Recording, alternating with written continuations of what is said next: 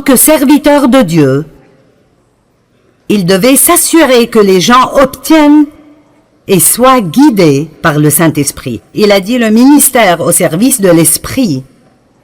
Ce ministère spirituel qui est de faire que les hommes obtiennent et soient gouvernés par le Saint-Esprit sera bien plus glorieux encore que quand la loi a été donnée. Pensez à cela. C'est ce que je fais, et c'est la responsabilité de tout serviteur, d'enseigner aux gens toute la parole de Dieu, mais surtout enseigner aux gens comment vivre une vie où ils sont remplis du Saint-Esprit tout le temps, littéralement remplis du Saint-Esprit tout le temps. Et je veux encourager chacun d'entre vous aujourd'hui et chaque jour de votre vie à prier pour que vous soyez remplis jusqu'à déborder de la présence et de la puissance du Saint-Esprit. Le monde est dans un état désespéré et quand les gens sont autour d'un croyant, il doit y avoir un débordement qui sort de nos vies, qui fera une différence pour quelqu'un d'autre. Et je veux avoir ce débordement dans ma vie jusqu'au point où je n'ai pas nécessairement besoin de prêcher à quiconque, et je ne parle pas de comme je le fais maintenant, mais quand je vais à la pharmacie ou au supermarché, je veux que les gens sachent qu'il y a une différence dans ma vie. Et je crois que c'est ma responsabilité, en tant que serviteur, d'enseigner tout le conseil de la parole de Dieu, mais particulièrement de savoir plus à propos du ministère du Saint-Esprit. Quand Jésus est monté aux cieux, il a dit « Ce sera en fait plus avantageux pour vous que je m'en aille, parce que si je m'en vais, je vous enverrai le Saint-Esprit. » Jésus ne pouvait être qu'à un seul endroit à la fois parce qu'il était dans un corps, mais le Saint-Esprit est dans nous tous et travaille à travers nous tous, tout le temps, à travers toute la terre. C'est pourquoi Jésus a dit « Vous accomplirez les œuvres que je fais, vous en ferez même de plus grandes. » Chacun tout seul ne fera peut-être pas de choses plus grandes, mais nous tous, si nous travaillons ensemble comme un seul homme, nous pouvons faire de plus grandes choses parce que le Saint-Esprit est en nous tous et il travaille. Donc nous voulons obtenir et être remplis de et guidés par le Saint-Esprit. Maintenant, être guidé par le Saint-Esprit est quelque chose de vraiment majeur. Et j'étais une chrétienne pour beaucoup d'années. Et même si j'aimais Dieu et j'allais à l'église régulièrement, je n'étais pas guidée par le Saint-Esprit. J'étais guidée par moi-même. J'étais guidée par Joyce et ce que je voulais faire, et cela s'appelle la chrétienté charnelle. C'est de cela que Paul parlait quand il parlait à propos de personnes qui étaient charnelles. Mais quand nous apprenons comment être guidés par le Saint-Esprit nous guide hors de l'esclavage et dans la victoire.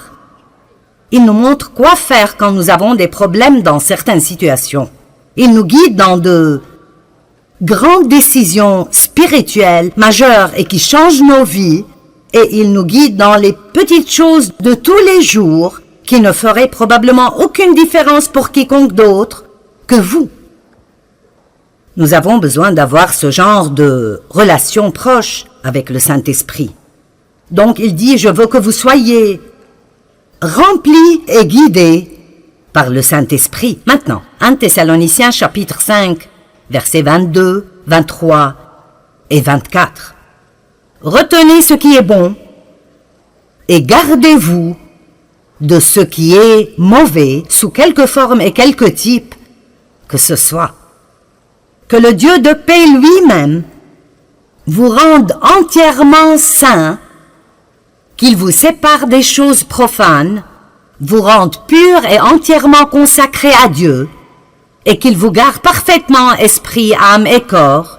Maintenant comprenez cela. Votre esprit, votre âme et votre corps, votre esprit, votre âme et votre corps. Encore une fois, qu'il vous garde parfaitement esprit, âme et corps, afin que vous soyez irréprochables lors de la venue de notre Seigneur Jésus-Christ le Messie. Et le verset 24, celui qui vous appelle à lui est fidèle et digne de confiance, et c'est lui qui accomplira tout cela. Il accomplira son appel en vous bénissant et en vous gardant. Maintenant, je pense que si un jour nous ne serons pas en colère contre nous-mêmes, nous devons peut-être nous comprendre nous-mêmes un peu mieux que maintenant, parce que vous savez que vous pouvez vouloir deux choses différentes en même temps. L'une étant bonne et l'autre étant mauvaise. Et vous pensez, quel est mon problème maintenant? Je veux me lever et aller à l'église demain. Je ne veux pas me lever et aller à l'église demain. Je ne veux pas manger cette glace au chocolat. Je veux manger cette glace au chocolat. Je veux te pardonner. Je veux rester en colère contre toi tout le reste de ma vie. Eh bien, ce qui arrive est ceci. Ceux-ci sont nos petits amis aujourd'hui. Le corps, l'âme et l'esprit. Nous avons une petite lumière dans notre esprit. J'ai pensé que c'était plutôt génial. Alors, quand nous sommes nés de nouveau, cette partie de nous, la partie de l'esprit, qui est la partie la plus profonde de notre être, est rendue sainte. Nous sommes lavés à l'intérieur, parce que Dieu ne peut pas être quelque part qui n'est pas saint. Donc, pour qu'il vienne et pour qu'il vive en nous, il doit nettoyer l'endroit avant de pouvoir venir et y vivre. J'aime le dire ainsi, j'aime dire que lorsque nous sommes nés de nouveau, nous portons en nous la graine de tout ce que Dieu est. J'aime en Jean 3,9, il dit que nous recevons la semence divine du Dieu puissant. Nous obtenons une nouvelle nature. Dieu vient vivre en nous et nous avons littéralement tout ce dont nous avons besoin spirituellement pour grandir et être mature et être tout ce que Dieu veut que nous soyons. Alors il dit, je te sanctifierai, esprit. Mais quoi à propos de ce gars-là, l'âme? Mais qu'en est-il de... Vous voyez, nous l'avons bien habillé, n'est-ce pas merveilleux? Le corps. Et nous ne pouvions pas trouver de façon de le faire. Mais le corps aime se vêtir de tout cela et puis se regarder. N'aimez-vous pas cela? La moitié de ceci m'appartient probablement.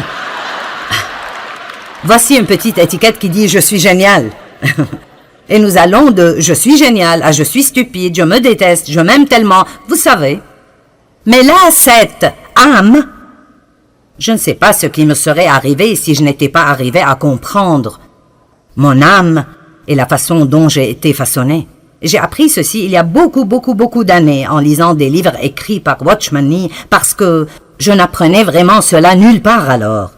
On me disait tout ce que j'avais et tout ce qui m'était disponible, mais rien de cela ne semblait marcher dans ma vie et je ne savais pas ce qui clochait. J'écoutais à propos des promesses de Dieu et de comment je pourrais avoir toutes ces choses par la foi et je luttais si dur pour essayer d'appliquer chaque message que j'écoutais quand j'écoutais des enseignements. Et finalement, j'ai compris que ce dont la Bible dit que c'est à moi à la base est ce que j'ai en Christ. Mais si ça ne sort jamais de mon esprit, dans mon âme, et ne sort pas ultimement à travers mon corps jusqu'à là où les gens peuvent le voir, alors j'irai peut-être bien, mais je n'aiderai personne d'autre.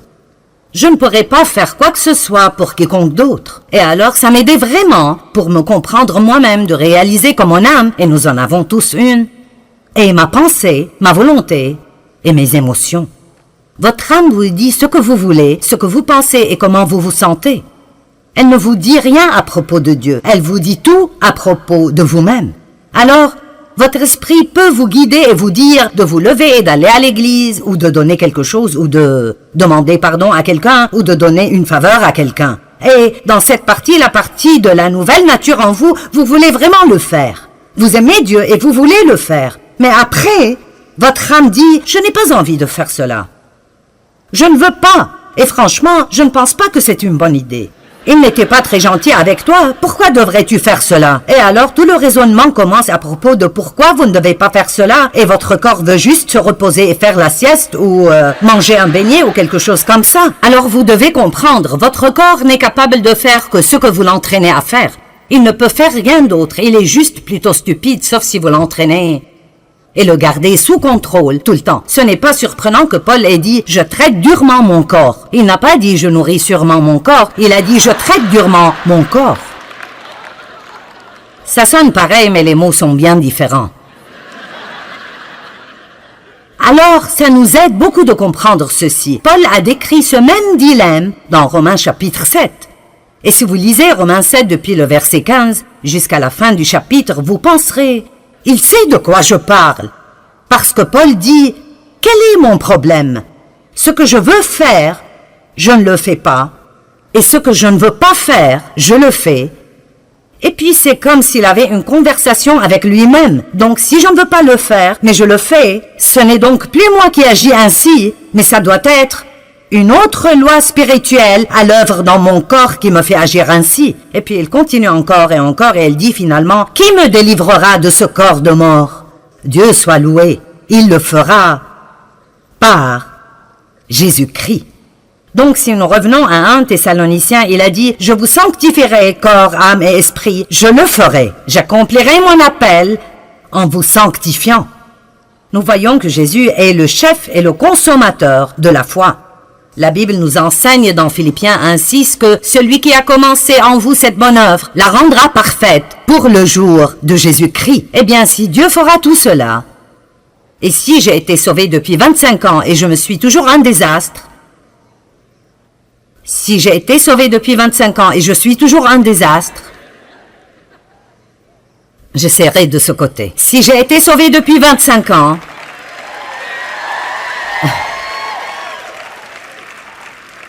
est-ce que quelqu'un sait de quoi je parle? Amen. Alors, quelque chose va mal. Donc, qu'est-ce qui cloche? Je veux dire, Dieu a promis qu'il le ferait. Mais si ça n'arrive pas, alors, quel est le problème?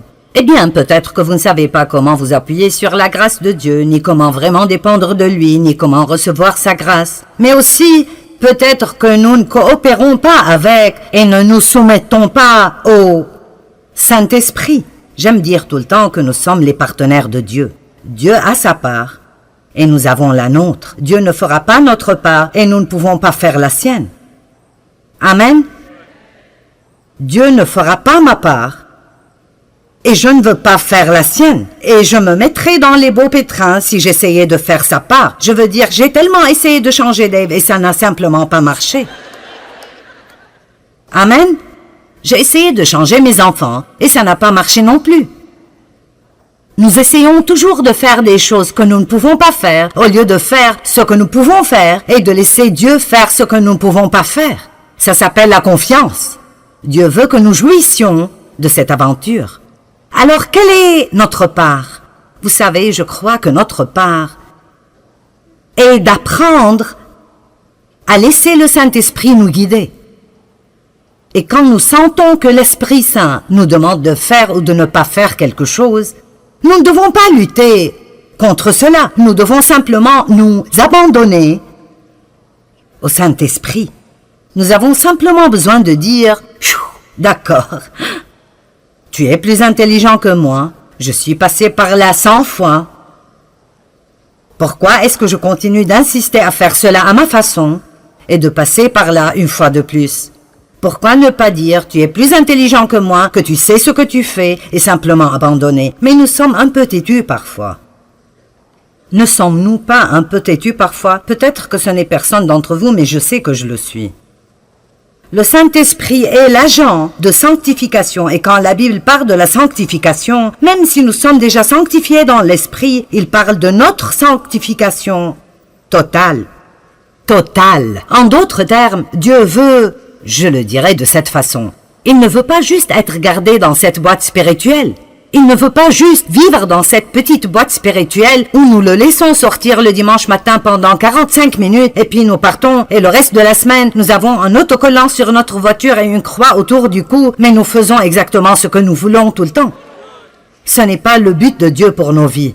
Son but est que nous nourrissions notre esprit de la parole de Dieu qui commence alors à renouveler nos pensées et puis cette parole commence à agir dans nos vies. Elle change nos pensées, elle change notre volonté et elle commence à contrôler nos émotions. Mais cela n'arrive pas sans que nous disions « Oui Seigneur, c'est ce que je veux dans ma vie ». Vous savez quoi? Dieu est un gentilhomme et il ne nous obligera pas à faire quoi que ce soit. Nous devons le vouloir. Et si vous étudiez le mot « sanctification », c'est le même mot que sainteté. Et parfois, quand on parle de la sainteté, les gens sont un peu mal à l'aise. Mais la Bible dit que la sainteté est une récompense. C'est en fait une récompense. Quand vous vivez une vie sainte, C'est une récompense parce que vous ne vous sentez pas coupable et condamné tout le temps à cause de toutes ces choses que vous ne faites pas et que vous savez que vous devriez faire parce que Dieu vous a dit de les faire et vous ne l'avez pas écouté. Maintenant, vous avez des problèmes. Tout le monde reconnaît cette situation-là? D'accord. Tout le monde, bien sûr. Alors j'aimerais prendre la liberté ici de vous lire un peu de la définition du mot sanctification du dictionnaire grec Vine. Donc ce n'est pas quelque chose que je viens d'inventer. Ça vient des gens qui sont supposés savoir de quoi ils parlent. N'aimez-vous pas mettre le mot expert partout? Eh bien, ceci vient des experts.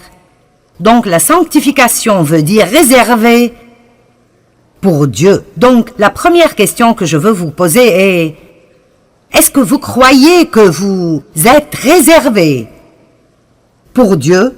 Vous ne vous appartenez pas, vous avez été acheté, d'après la Bible, acheté par quelque chose de précieux, le sang de Jésus-Christ. Et cette croix qui est en haut, je leur ai demandé de mettre ça là ce week-end, parce que je veux continuer à rappeler les gens du prix que Jésus a payé pour cette liberté que nous avons quand il a été cloué sur cette croix et a souffert et a saigné et est mort et a payé pour nos péchés.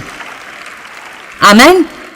Et alors, je dois avoir un type de réponse à cela, différent de juste passer ma vie à faire ce que je veux faire. J'aime toujours dire que si Dieu n'avait besoin de nous pour rien, dès que nous sommes sauvés, il pourrait nous ravir d'ici et nous irions dans la gloire. Mais il a besoin de nous.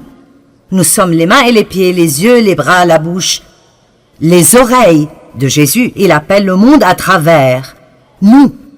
Donc, mis à part pour Dieu. Et puis il dit le type de vie, ou comme j'aime l'appeler, le mode de vie, qui est approprié à ceux qui sont mis à part. Donc, en d'autres termes, si nous sommes mis à part pour Dieu, alors il y a un mode de vie qui doit aller avec cela. Alors, nous ne pouvons pas juste aller à l'église et continuer à vivre avec un mode de vie profane et impie toute la semaine. Il y a un certain mode de vie que nous vivons si nous appartenons à Dieu. Nous commençons à penser et à parler différemment. Nous commençons à agir différemment. Nous pardonnons aux gens qui nous ont blessés. Nous ne restons pas en colère contre eux. Nous ne gardons pas tout pour nous-mêmes. Nous apprenons en fait à nous réjouir dans le don. Nous sommes bons envers les gens. Nous voulons faire des choses pour les gens. Ça devient une marque déposée dans nos vies de voir combien de gens nous pouvons en fait rendre heureux. Nous ne sommes pas centrés sur nous-mêmes tout le temps en nous ayant nous-mêmes en tête. En fait, nous croyons que nous appartenons à Dieu et nous nous levons chaque jour pour dire « Dieu, me voici, montre-moi ce que tu veux faire pour moi aujourd'hui. » Ou vous n'essayez pas de faire ce que vous voulez tout le temps. La vie devient si merveilleuse. Elle est absolument merveilleuse. Combien de vous savent ce que les feux d'arrêt sont? Vous arrivez à un feu d'arrêt et si le feu est vert, vous pouvez y aller. Et si le feu est orange, c'est supposé signifier « faites attention ». Ce ne serait pas très sage d'y aller. Mais la plupart d'entre nous pensent juste que ça veut dire « dépêche-toi et passe avant que le feu devienne rouge ». Et donc si c'est un feu rouge, ça veut dire « stop ».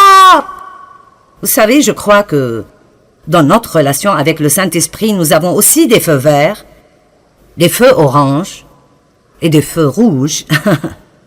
Et nous devons savoir quand c'est orange. Tu devrais faire attention à ce propos. Et quand nous obtenons ce vas-y, et nous entendons Dieu dire « Arrête-toi, ne fais pas ça. Si tu le fais, tu auras des problèmes. » Je veux que les choses marchent bien dans ma vie, pas vous? Donc, nous sommes sanctifiés. Nous sommes supposés vivre une vie qui convient à notre appel. Et après, cette définition est longue et elle dit beaucoup d'autres choses, mais j'aime cette partie. Elle dit « Cette sanctification doit être apprise de Dieu comme il l'enseigne dans sa parole. » Écoutez ceci. Et elle doit être poursuivie par le croyant sincèrement et indéniablement. Donc, en d'autres termes, je ne l'aurai jamais si je ne le veux pas vraiment. Et je dois le vouloir, vraiment, vraiment, vraiment fortement. Écoutez cette traduction du dictionnaire grec. Ce caractère saint n'est pas indirect. Il ne peut pas être transféré ou imputé, mais c'est une possession individuelle bâtie petit à petit comme le résultat de l'obéissance à la parole de Dieu. Savez-vous que vous pouvez attraper des maladies, mais vous ne pouvez pas attraper la bonne santé? Et vous ne devez pas travailler dur, ni moi non plus, pour être impie. Ça vient naturellement, en quelque sorte. Vous ne pouvez pas juste attraper la sainteté.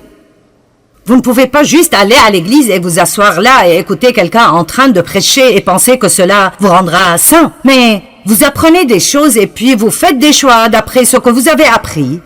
Et puis petit à petit, jour après jour, votre caractère commence à changer. Je pensais à cela et c'est une bonne façon de le dire. Je l'ai dit, mais j'aime ceci. Ce que j'ai dans mon esprit comme don de Dieu, les messages sur la pensée. Les messages sur la vie dans le fruit de l'esprit sont parmi ces messages aussi, et l'importance de manifester ce fruit. Et il y a des tas de ce genre de messages, mais l'un d'entre eux est l'enseignement sur la bouche. L'enseignement sur la puissance des paroles. Ça me stupéfie. J'y pensais aujourd'hui. Combien d'années je suis allée à l'église? Non, mais des années et des années, sans jamais écouter un message sur la puissance des paroles. Jamais, pas une seule fois. Donc, j'attristais le Saint-Esprit tout le temps. Je disais des choses qui entravaient complètement les anges qui, d'après la Bible, sont envoyés pour aider les héritiers du salut. Je disais des choses qui les empêchaient complètement de m'aider. Je ne savais pas ce que je faisais parce que personne ne me l'avait dit. Maintenant, il y a probablement des personnes ici ce soir qui n'ont jamais entendu parler de ce que je vais vous enseigner.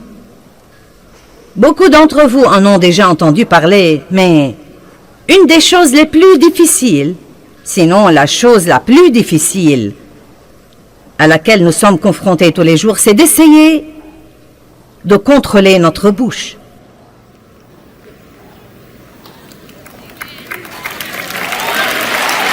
En fait, la Bible dit que nul ne peut dompter la langue à part le Saint-Esprit. C'est lui qui le fait. Cela ne veut pas dire que le Saint-Esprit va la dompter à notre place, mais que nous devons prier régulièrement et demander l'aide de Dieu là-dessus. Et si vous lisez les psaumes, vous verrez que le roi David faisait ça tout le temps. Il faisait des confessions concernant sa bouche et ses paroles et demandait toujours à Dieu de l'aider. Que les paroles de ma bouche et les réflexions de mon cœur te soient agréables. Mais une garde à ma bouche, ô Dieu, de peur que je ne pêche contre toi par ma langue. Il y a toutes sortes de versets comme quoi vous devez prier et demander tous les jours à Dieu de vous aider à prononcer les paroles de la vie partout où que vous alliez et non pas celles de la mort. Amen.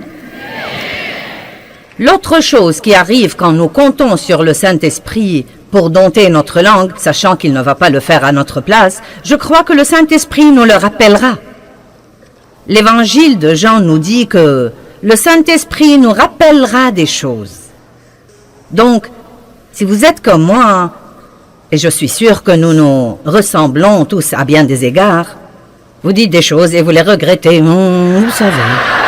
Mais si vous vous fiez à Dieu pour vous aider, quand vous dites des choses que vous ne devriez pas dire, vous commencez à avoir une conviction là-dedans que vous devez vraiment, faute d'une autre façon de le dire, vous taire. Amen. Et je vais enseigner là-dessus tout le week-end. Vous dites, tu vas enseigner tout le week-end sur la bouche. Croyez-moi, il y a beaucoup de choses à dire là-dessus.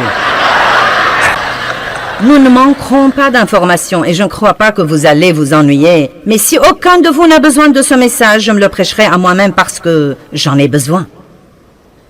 Le don que Dieu m'a donné est dans ma bouche, mais elle a aussi été mon plus grand problème dans la vie.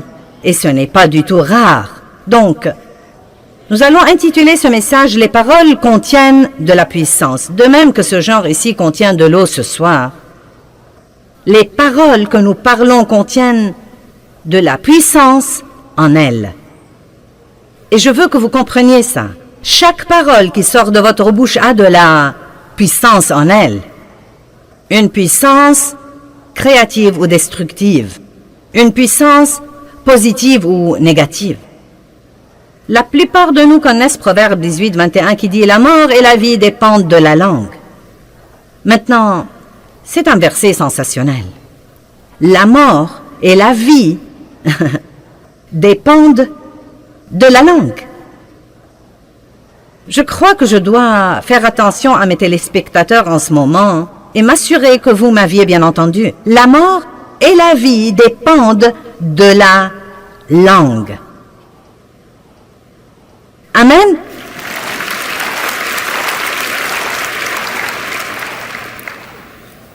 Et la Bible dit que... Elle nous dit en fait que nous mangerons du fruit de nos paroles, soit pour la vie, soit pour la mort. Donc vous mangez littéralement vos paroles. Elles sortent de votre bouche, passent à côté de votre visage, entrent dans vos oreilles et descendent au-dedans de vous. Donc nos paroles affectent non seulement les autres, mais elles nous affectent également. Maintenant, je crois que nous sommes tous assez intelligents pour comprendre que nous pouvons soit dire quelque chose à quelqu'un qui le rende heureux, soit qui le rende malheureux. Vous comprenez ça, n'est-ce pas? Mais je veux aussi que vous compreniez, nous allons focaliser ce soir sur les paroles elles-mêmes et non pas sur la manière dont nos paroles affectent les autres, ce dont nous parlerons plus tard. Mais je veux vous parler en fait ce soir de l'effet de nos paroles dans le royaume de l'esprit, parce que c'est un domaine auquel nous ne pensons que rarement. Je me souviens, il y a plusieurs années, il y a très longtemps que j'étais dans une situation difficile et je travaillais pour des gens qui étaient difficiles à vivre. Je ne sentais pas qu'ils me traitaient comme il faut. Et plusieurs personnes au travail avaient le même problème que moi. Et donc nous sommes tombés dans le même piège dans lequel tombent les gens, bien que nous soyons chrétiens et... Vous savez, yak, yak, yak, yak, yak, yak, yak, yak, yak. Je n'arrive pas à croire ça, et ce n'est pas juste, et ce n'est pas équitable, et blablabla. Donc Dieu a commencé à s'occuper de moi, et à s'occuper de moi, comme quoi je devais arrêter ces commérages, que je devais arrêter la médisance et le rapportage, et que quand je sens qu'on me traite injustement, je ne dois pas courir le raconter à 3 autres personnes et les provoquer pour qu'elles me racontent les injustices qui leur arrivent, et pour que nous puissions en parler ensemble. Donc, vous savez, Dieu s'est occupé de moi plusieurs fois et je me suis un peu disciplinée et j'ai arrêté de médire au travail de mon patron. Mais j'en parlais toujours à Dave à la maison car après tout, c'est derrière les portes fermées et c'est privé et c'est mon mari. Nous utilisons cette excuse, vous devez décharger sur quelqu'un. Le problème est de ne pas dire quelque chose de négatif. J'ai eu un accès de colère mineure cette semaine. Non pas majeur, mais mineur. Une colère qui a duré 5 à 7 minutes. Et puis-je vous dire quelque chose? Quand nous disons des choses que nous ne devons pas dire, nous devons les considérer comme n'importe quel péché et nous en repentir. Et c'est quelque chose que tant de gens ne font pas, parce que ce n'est pas un oup. Ce n'est pas un contretemps dans la vie. Je vais vous montrer ce week-end que si nous ne repentons pas et nous ne couvrons pas ce péché du sang de Jésus, nous ouvrons une porte au diable dans bien des cas. Les paroles ont de la puissance dans le royaume de l'esprit. De l'esprit. Vous savez, les paroles sont intéressantes. Vous savez, Jésus a dit, mes paroles, elles sont esprit et elles sont vie. Donc les paroles opèrent dans le royaume de l'esprit car vous ne pouvez pas les voir. Et pourtant, elles ont un effet. Quelqu'un vous dit quelque chose et cela vous affecte de l'intérieur. Cela peut soit vous élever, soit vous démolir. Il y a des milliers de gens dans ce bâtiment et vous êtes tous comme ça. Pourquoi êtes-vous venus ici? Pour m'écouter parler?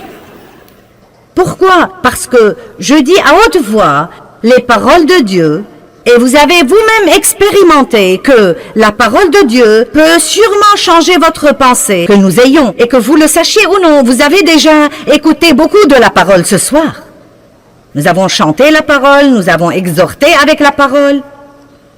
Même quand je vous ai parlé de notre matériel spirituel, j'ai dit que ce matériel contenait la parole pour que vous puissiez le prendre chez vous sur une bande et continuer à être élevé et changé. La Bible nous dit que Dieu a un bon plan pour votre vie, mais que votre pensée doit être complètement renouvelée par la parole de Dieu pour voir ce plan se réaliser. Je rends grâce à Dieu pour sa parole. 2 Corinthiens 3, 18 dit, « Si vous demeurez dans ma parole,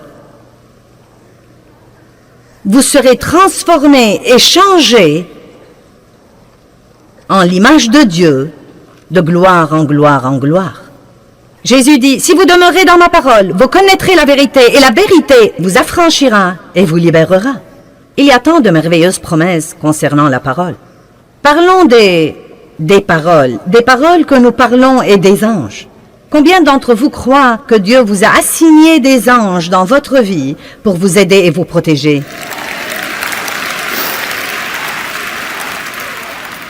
Nous n'y pensons pas assez. Mais je vous encourage à prendre l'habitude de remercier Dieu pour les anges qu'il vous a assignés pour vous aider. Mais certains de vos anges sont extrêmement ennuyés. Ils aimeraient vraiment que vous les laissiez faire leur travail et que vous leur donniez quelque chose pour qu'ils puissent travailler et que vous arrêtiez de les entraver à tout bout de champ. Maintenant, Psaume 103, 20. « Bénissez l'Éternel avec amour, avec reconnaissance, vous ses anges, qui êtes puissants en force et qui exécutez ses ordres en obéissant à la voix de sa parole. » Maintenant, qu'écoutent les anges, à votre avis? La parole de Dieu. À quoi prêtent-ils l'oreille? Qu'est-ce qui les touche? Qu'est-ce qui les motive? Qu'est-ce qui les incite à travailler? Non pas les murmures, non pas les plaintes, non pas le ronchonnement, non pas les critiques, non pas les commérages, non pas le rapportage. La parole de Dieu. Ils prêtent l'oreille à la parole de Dieu. Hébreux 1,14 dit que ces anges ont été donnés par Dieu à tous ceux qui ont hérité le salut. Que tout le monde dise, c'est moi. Maintenant, est-ce que vous comprenez ce que je dis? Si vous voulez que vos anges vous aident, vous devez leur donner quelque chose pour qu'ils puissent travailler. Et donc, la meilleure chose que nous puissions faire si nous avons des ennuis, c'est de dire « Je crois la parole ». Je crois que la parole de Dieu est vraie, que ses promesses sont vraies. Vous devez connaître assez de la parole pour pouvoir dire « Dieu a dit ». Dites quelque chose de la parole qui s'applique à votre situation. Je ne dois pas craindre parce que Dieu est avec moi. Ou bien, selon le cas, Dieu pourvoira à tous mes besoins selon ses richesses en gloire par le Christ. Et non pas si vous perdez votre travail. « Oh, j'ai perdu mon travail, que vais-je faire? Tous mes espoirs sont anéantis, je suis sans le sou, je ne sais pas ce que je vais devenir, je n'aurai jamais de chance. » Et donc, vous savez, les anges sont comme...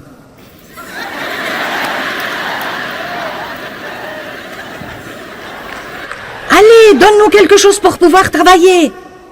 Est-ce que vous comprenez? Veux-tu me donner un petit quelque chose pour que je puisse travailler? Dis quelque chose pour que je puisse travailler. Vous pourriez donc essayer de dire quelque chose comme « Bien, j'ai perdu mon travail. Cela ne me transporte pas de joie, mais je crois que Dieu a un meilleur travail pour moi. Et je crois que quand je sortirai chercher du travail, j'aurai la grâce du Seigneur partout où que j'aille. Je me fie complètement à Dieu, j'ai des anges. Seigneur, libère-les et laisse-les ouvrir des portes pour moi en ce moment. Ces anges seront heureux parce qu'ils pourront vous aider et travailler pour vous. Amen. Maintenant, je vais vous le dire en avance. Quand vous êtes vexé, sans guerrier qui mesure 3,5 mètres à 4,5 mètres. En fait, je vais vous raconter une histoire. Vous pourriez la croire si vous avez assez de foi. Je n'ai pas vu ça, mais je crois l'homme qui qu'il a raconté, car je ne pense pas qu'il savait assez pour l'inventer. Un homme est venu à une de mes réunions à Phoenix avec sa femme. Il n'était pas croyant. Il est venu, c'était son cadeau d'anniversaire à sa femme. Il l'a amené, il est venu avec elle. Et pendant la louange et l'adoration, elle a dit qu'il a commencé à sangloter. Et elle lui a dit, « Qu'est-ce qui te prend? » Il lui a dit, « Tu n'as pas vu ça? Tu n'as pas vu ça? » Et elle lui a dit, « De quoi parles-tu précisément? » Il a dit, « De toute façon, l'histoire ressemble à ça. Je portais du blanc ce soir-là, et quand je suis sortie... » Écoutez, maintenant. Quand je suis sortie, a-t-il dit, tous ces hommes très grands sont en fait sortis avec moi, et ils étaient tous vêtus en blanc également. Il a dit, je n'y ai pas trop pensé, j'ai cru que c'était la chorale. Et donc il a dit, quand Joyce est montée en chair pour prêcher, pour dire quelque chose, chaque fois qu'elle venait dire quelque chose, tous ces types la suivaient et venaient et formaient un demi-cercle autour d'elle. Mais il a dit qu'il retirait ses épées et qu'ils étaient au garde à vous.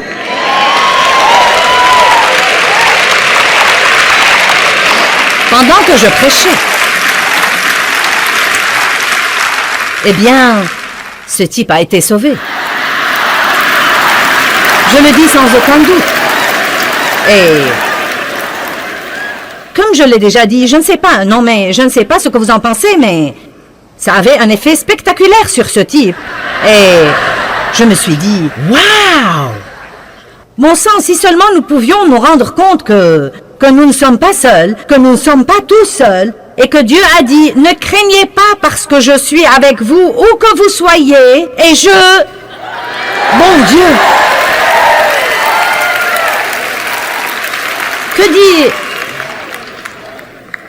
Que dit-il là? Écoutez. Écoutez avec soin, car il ordonnera à tous ses anges de t'accompagner et de te défendre et de te garder dans toutes tes voies d'obéissance et de service. Et ils te porteront sur les mains de peur que ton pied ne heurte contre une pierre. Tu marcheras sur le lion et sur l'aspi et tu fouleras le lionceau et le dragon. Wow!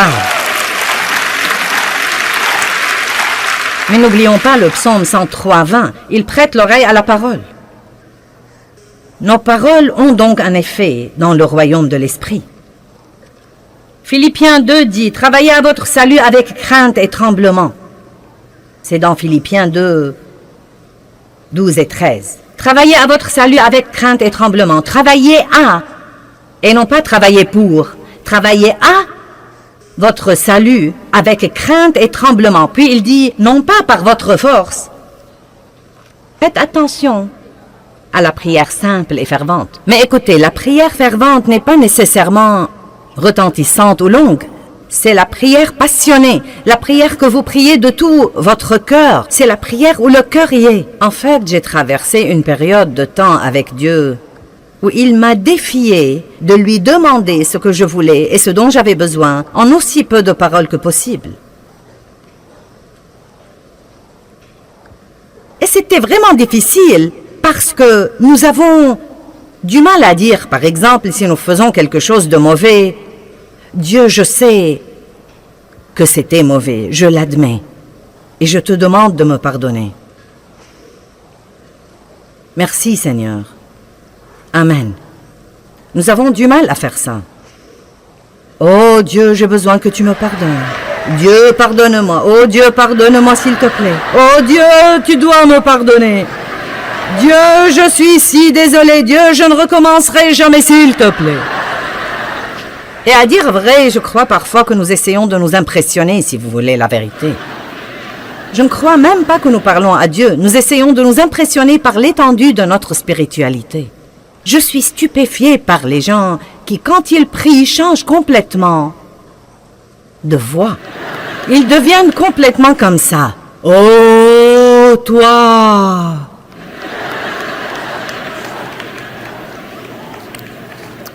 Donc, je ne sais pas ce que vous en pensez, mais la prière est une conversation avec Dieu. C'est demander à Dieu de répondre à vos besoins ou aux besoins de quelqu'un d'autre. C'est le louer, c'est le remercier, c'est l'adorer. C'est lui confier des choses et lui consacrer des choses. C'est beaucoup de choses merveilleuses qui devraient faire partie de la vie de tous les jours. Tout comme la respiration. La prière devrait être comme la respiration. Ne pas prier est un péché. La pire chose qui puisse arriver si vous ne priez pas, c'est rien. En d'autres termes, si vous ne priez pas, rien n'arrivera. Eh bien, quelles sont certaines des raisons pour lesquelles la prière n'est pas exaucée? Tout d'abord, je ne sais pas si nous pouvons dire qu'une prière n'est pas exaucée. En fait, Dieu ne dit pas toujours oui. Vous savez, Dieu dit parfois, pas maintenant. J'ai en fait entendu des gens dire que Dieu ne dit pas non, mais je ne crois pas ça. Si je demande quelque chose qui n'est pas la volonté de Dieu, il me dira non. Sinon, je croirais qu'il ne m'aime pas. Parfois, il dit attends. Parfois, il dit oui. Et parfois, il dit non. Mais une des choses que nous devons comprendre, c'est que quoi qu'il dise, ce qu'il dit est toujours juste.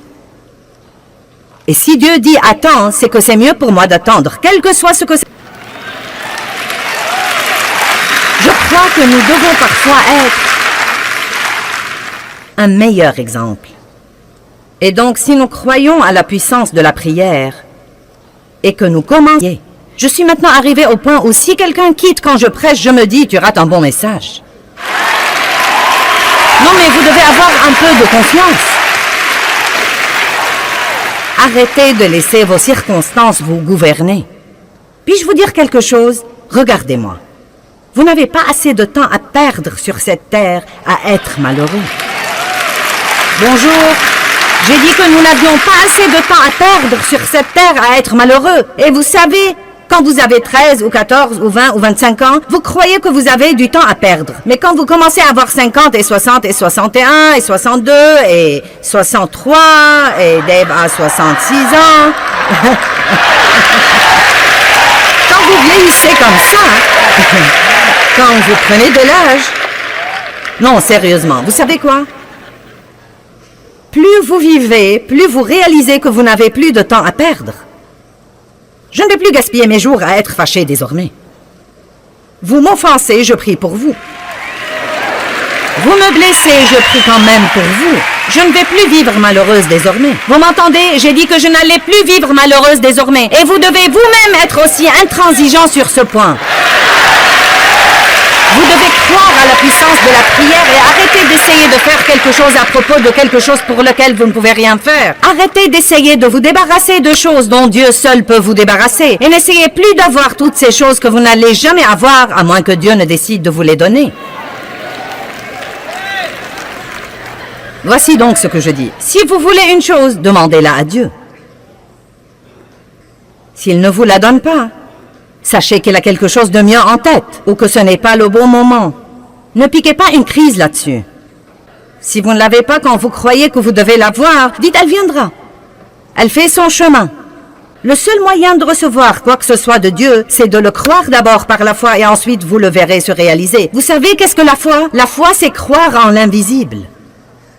C'est ce que c'est que la foi. La foi, c'est croire en ce que vous ne pouvez pas voir. Si vous pouvez le voir, vous n'avez pas besoin de foi. Les raisons pour lesquelles une prière n'est pas exaucée.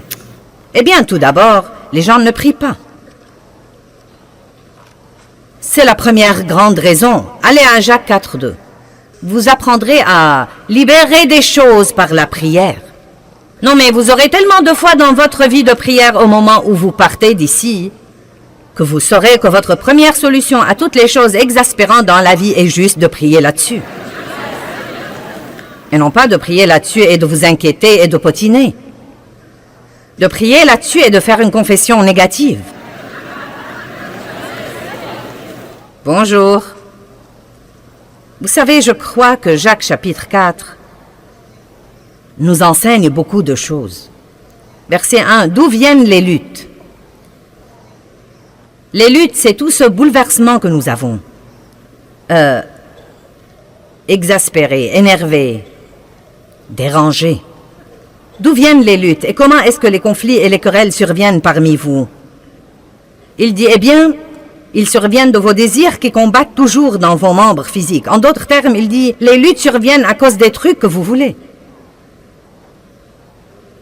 Vous êtes jaloux, vous convoitez ce qu'ont les autres. Vos désirs ne sont pas réalisés et vous devenez des meurtriers car détester, c'est assassiner en ce qui concerne vos cœurs. Waouh! Donc, qu'est-ce que ça dit de la jalousie? Vous êtes devenu très silencieux. Non, mais pensez-y. Nous ne sommes pas censés vouloir ce que quelqu'un d'autre a à tel point que nous lui en voulons de l'avoir. Et vous savez ce que j'ai finalement découvert et qui m'a finalement beaucoup soulagé? Pendant longtemps, je ne pouvais pas comprendre pourquoi les gens avaient toujours à redire de n'importe quelle belle chose que j'avais. Quand vous êtes exposé à l'opinion publique, tout le monde se mêle de vos affaires. Et si vous avez une belle voiture, quelqu'un dira « Je ne crois pas que tu dois la conduire. » Si vous faites ceci, je ne crois pas. Mince alors, tu as vu la tenue qu'elle portait? Vous savez ce que j'ai finalement compris? Ils s'en fichent pas mal de ce que je l'ai. Ils sont jaloux car ils ne l'ont pas.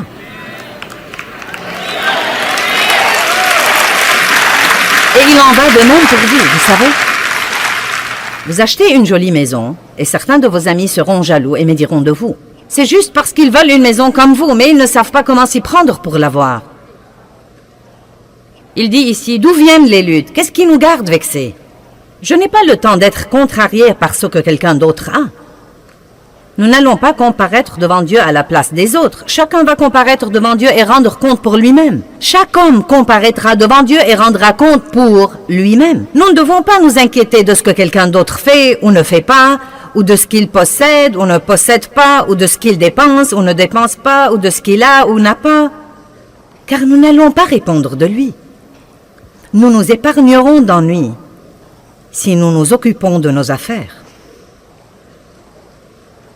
Vous brûlez de jalousie et de colère et vous n'avez pas le contentement et le bonheur que vous voulez. Vous avez des querelles et des luttes. Et franchement, il y a environ 20 ans, la phrase suivante a changé ma vie. Vous ne possédez pas parce que vous ne demandez pas. Quel beau verset. Vous ne possédez pas parce que vous ne demandez pas. Et je me suis rendu compte,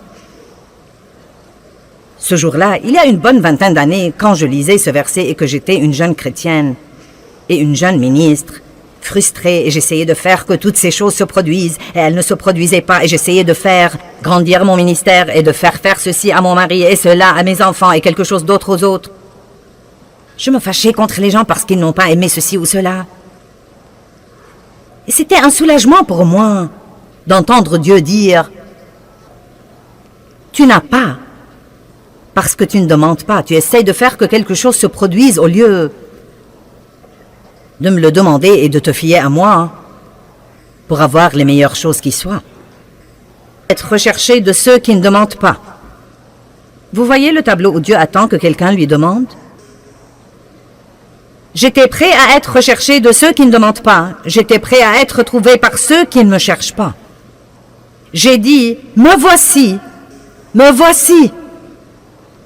dit le je suis à une nation Israël qui ne s'appelait pas de mon nom. J'ai tendu mes mains tous les jours vers un peuple rebelle qui marche dans une voie mauvaise au gré de ses pensées. C'est triste. Vous voyez le tableau où Dieu dit, comme Jésus a dit dans Matthieu 11, « Venez à moi, vous tous qui êtes fatigués et chargés. » Si vous êtes inquiets, venez à moi. Si vous êtes stressés, venez à moi. Si vous êtes chargés, venez à moi. Si vous êtes blessés, venez à moi. Allez au trône et non pas au téléphone. Les gens à l'autre bout du fil ne savent pas ce qu'ils font eux-mêmes. Ils ne sont pas qualifiés pour résoudre vos problèmes.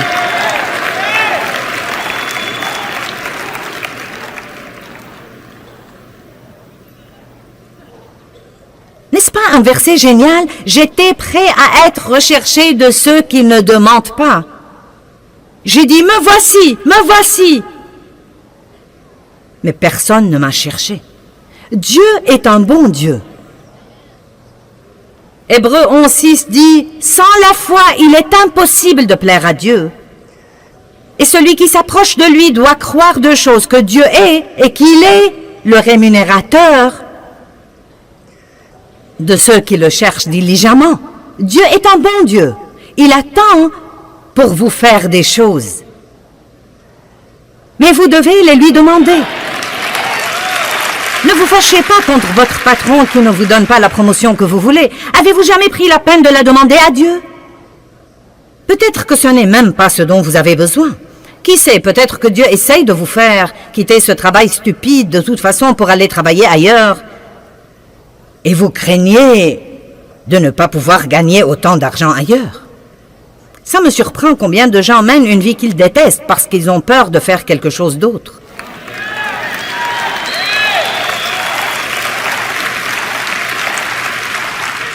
Voici un bulletin du ciel, je l'ai juste reçu. Vous ne pouvez pas suivre le Saint-Esprit et ne pas être heureux. Si vous décidez de suivre le leadership du Saint-Esprit, vous êtes censé être heureux parce qu'il ne va pas vous mener à la misère. Il va vous mener à la justice, à la paix et à la joie dans le Saint-Esprit parce que le royaume de Dieu, c'est ça. Ça alors, le psaume 2:8 dit « Demande-moi et je te donnerai les nations pour héritage. » Demande-moi et je te donnerai les nations. Ce n'est pas pour moi, je ne suis qu'une ménagère. Ce n'est pas pour moi, je ne suis qu'un mécanicien de camion. Ce n'est pas pour moi, je ne suis qu'un éboueur. Eh bien, vous savez quoi? Ce sont tous des travaux très importants. Mais mince alors, vous pouvez prier pour les nations et vous pouvez prier Dieu de vous donner vos voisins et de vous donner les nations. Si vous n'allez pas prier des prières hardies, vous n'allez jamais rien avoir de Dieu. Vous pouvez avoir un peu, car si vous priez pour un peu,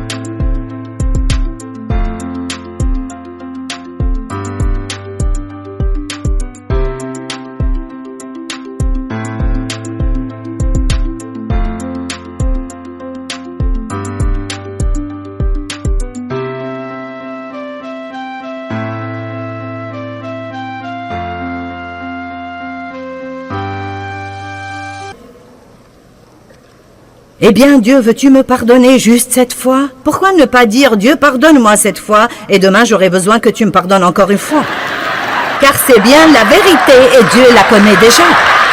Pourquoi ne commençons-nous pas à être des gens réels avec un Dieu réel qui sait tout sur nous? Devinez quoi?